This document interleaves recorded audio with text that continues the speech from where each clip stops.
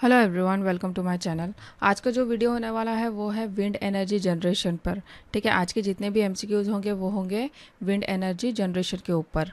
ठीक है, तो चलिए देखते हैं। इसके पहले अपन एक क्विक रिव्यू कि विंड एनर्जी वर्क कैसा करती है।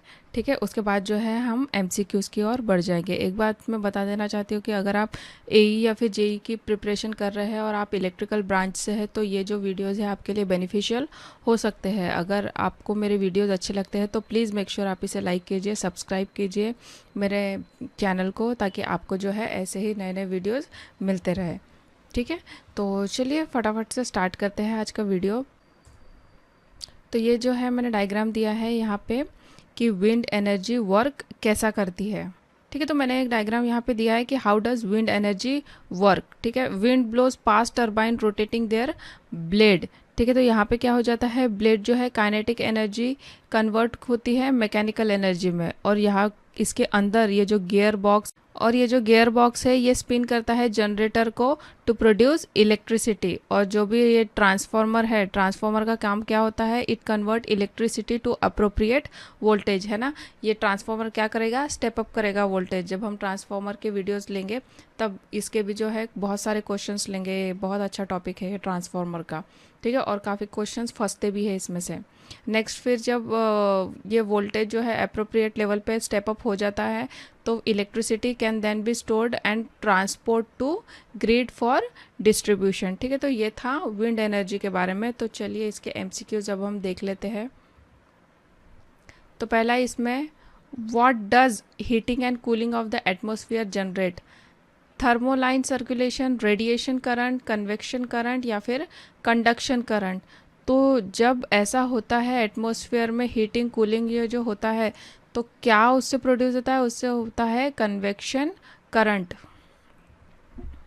नेक्स्ट है, how much is the energy available in the wind over the earth surface is estimated to be. इसके ऑप्शन है 2.9 इंटू 120 मेगावाट, 1.6 इंटू 10 एक्चुअली 7 है ये मेगावाट, 1 मेगावाट और 5 मेगावाट। तो इसका आंसर हो जाएगा क्या, option B 1.6 into 10 7 megawatt. How much wind power does India hold, 20,000 megawatt, 12,000 megawatt, 140,000 megawatt या फिर 5,000 मेगावाट। तो इसका आंसर क्या हो जाएगा, इसका आंसर है ऑप्शन ए। इंडिया में विंड पावर का पोटेंशियल लगभग 20,000 मेगावाट का है, और जो विंड पावर है इंडिया की टोटल इंस्टॉल पावर कैपेसिटी का करीब कितना परसेंट आ जाता है, ये 9.87% है। इंडिया में विंड पावर जनरेशन ज़्यादातर कौन से स्टेट में आपको देखने को मिलेगा, ये आपको देखने को मिलेगा सदर्न स्टेट में। ठीक है, नेक्स्ट आ जाता है, what is the main source of the formation of wind, uneven land, sun, vegetation या फिर सीजन। देखो ये बहुत अच्छा क्वेश्चन है कि मतलब मेन सोर्स क्या है विंड फॉर्मेशन का, है ना। अभी अपन विंड एनर्जी के बारे में पढ़ रहे हैं तो अपने को ये जानना ज़रूरी है कि क्या है उसका मेन सोर्स। तो विंड एक फ्री और रिन्यूएबल एनर्जी सोर्स है, ये तो सभी को पता है। अगर इसकी हिस्ट्री में अगर अपन जाएंगे तो ये जो है मतलब अनाज पीसने के लिए, पावर शिप या फिर पानी खींचने के लिए, वाटर पंप, ये सभी चीज़ों के लिए जो है इसका यूज़ होता है। अब विंड बनती कैसे है अगर हम ये जानना चाहे तो जब भी जो सन है ना, जो अपना जो अर्थ है उसको अनइवनली वो हीट करता है। मतलब कि अगर देखोगे तो जैसे ये है अपना अर्थ और ये सन, तो इक्वेटर के पास का जो लैंड है ना वो सबसे ज़्यादा गर्म होता है।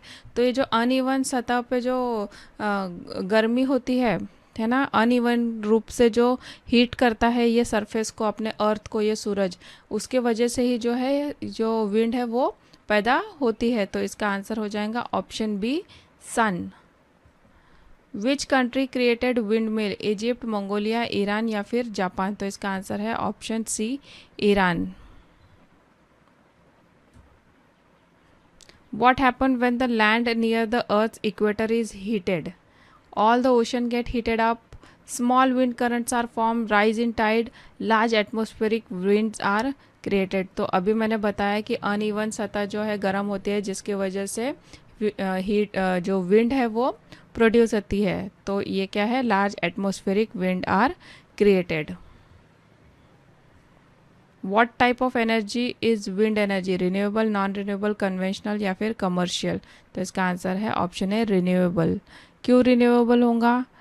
क्योंकि जब तक सन शाइन करते रहेगा तब तक हवा जो है चलती रहेगी। What are use to turn wind energy into electrical energy, turbine, generator, yaw motor या फिर ब्लेड? तो इसका आंसर है ऑप्शन ए टर्बाइन, है ना। Wind, how wind turbine work, wind turbine की जो ब्लेड हवा की एनर्जी को पकड़ती है, मतलब कि मैकेनिकल एनर्जी से ये ब्लेड ड्राइव करती है शाफ्ट को, जो कि जाता है गियर बॉक्स में, और गियर बॉक्स के थ्रू जो जनरेटर है वो घूमने लगता है। इस प्रोसेस से मैकेनिकल एनर्जी इलेक्ट्रिकल एनर्जी में बदल जाती है। What is the diameter of wind turbine blade, 320 feet, 220 feet, 80 feet या फिर 500 फीट? तो जो large utility scale wind turbine है वो कम से कम कितना 1 मेगावाट से ज़्यादा इलेक्ट्रिसिटी जो है जनरेट कर सकते हैं, और ये बिजली डायरेक्टली इलेक्ट्रिक ग्रिड में भी सप्लाई होती है अगर देखा जाए तो इन टर्बाइन को लगभग कितना फीट, 200 फीट हाइट पर रोटर हब में लगाया जाता है। कहाँ पे? रोटर हब में। अगर विंड टर्बाइन के पार्ट्स की अगर आप बात करते हो तो आपको ये पता होगा कि रोटर हब क्या होता है। तो इन ब्लेड्स की जो डायमीटर है वो लगभग 220 फीट या फिर उससे भी ज़्यादा हो सकती है। तो इसका आंसर हो जाएगा लगभग 220 फीट तो होती ही है। At what range of speed is the electricity from the wind turbine is generated, 100 to 125 miles per hour, 450 to 650 miles per hour, 250 to 450 miles per hour या फिर 30 to 35? तो जो विंड टर्बाइन होती है वो उसको वो स्पेशली डिज़ाइन की जाती है ताकि कट इन स्पीड और कट आउट स्पीड पर काम करे। अब कट इन स्पीड क्या होती है और कट आउट स्पीड क्या होती है? कट इन स्पीड जो है वो विंड की स्पीड जिस पर टरबाइन चलना स्टार्ट करती है, और कट आउट स्पीड जहाँ पे विंड स्पीड जिस पर टरबाइन ऑटोमेटिकली बंद हो जाती है। ठीक है, तो ये होता है कट इन और कट आउट स्पीड। तो ये होती है कितनी?